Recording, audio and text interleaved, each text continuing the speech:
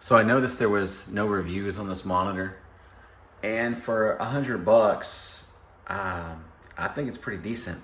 So as you can imagine, for a $100 monitor, limited options with the connections.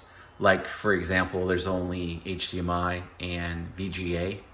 So I had to make some concessions on that. Had to get like an adapter for that monitor, but no big deal on that. And so one of the telltale signs for like business is whenever you open up Outlook, if Outlook is kind of washed out, that usually is an indication that it's kind of a crappy monitor. But Outlook doesn't look too bad on this at all. So this is actually a pretty good deal for $100. And so I got two of them. I went with the white, and black I think is the same price. So watching YouTube videos, stuff like that, like I'm probably gonna let me just turn the volume down on that. But not too bad of a picture. And I went in and modified the settings to turn the brightness up, and I also turned it to game mode, just because normally with cheaper monitors, when you turn it to game mode, it just looks a little bit better. And so overall, I'm pretty pleased.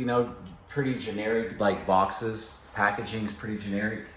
Not nothing special there. Comes with one HDMI cable, and I think it's kind of a smaller one. That might be like a 3 foot, which is like, who cares? Like, I wasn't gonna use those anyways.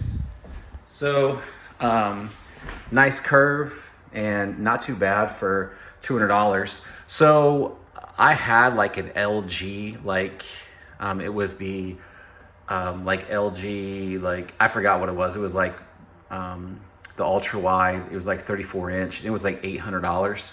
So I went ahead and returned it and got these. I was thinking, oh man, like I'm gonna be really missing out on that, because that was like really sharp and pretty awesome. But honestly, it's really not that big of a deal. Like, I can get used to this, like no problem. I have two at home. I use the Samsung and the 27-inch Samsungs, and I think they're around like 150 or something like that. And the color on those and those are like the generic ones, or I forgot what they call them, but the color on those is just a little bit better than what this is.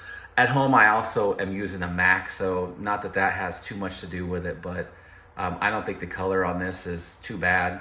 And I mean, I think that that's really the big reason why people, buy the higher end monitors, is because of the color. So on the back of the monitor, under here is where all of the buttons are. And so let me see if I can, let me move over to this one. Actually, this might be easier here. So all the buttons are over here. And so here's all of the different things that you can do. And it's kind of, it's kind of clunky, as you can imagine, like with the buttons back here, because you don't quite know what's what. So let me do this. Let me get out of here. There we go. So here's all the different things that you can do. And pretty generic, nothing too exciting, but for $100, what can you expect? Let's go through these again here. And so I have it on normal. Didn't mess with that. I don't even know what the overdrive is. Didn't mess with that. And there we go. I turned it to game mode and the adaptive sync. I have a video card in here. It's the 1070.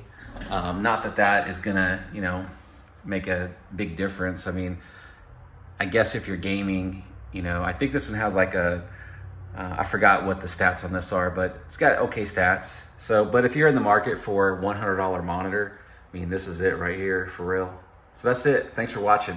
Like, comment, subscribe, share, all that good stuff. Thanks, bye.